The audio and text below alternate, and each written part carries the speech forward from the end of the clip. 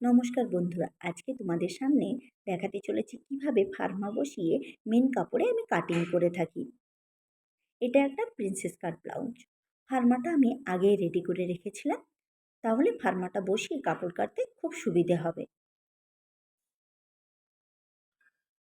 ফার্মাটার থেকে একটু বড় বড় কাপড় রেখে আমি কিন্তু মেন কাপড়টা কেটে নেব।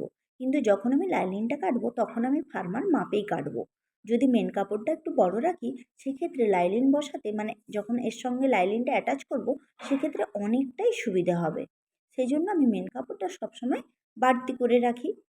আর যখন মেন কাপড় ছোট থাকে তখন হচ্ছে লাইনিংটা বড় রাখি।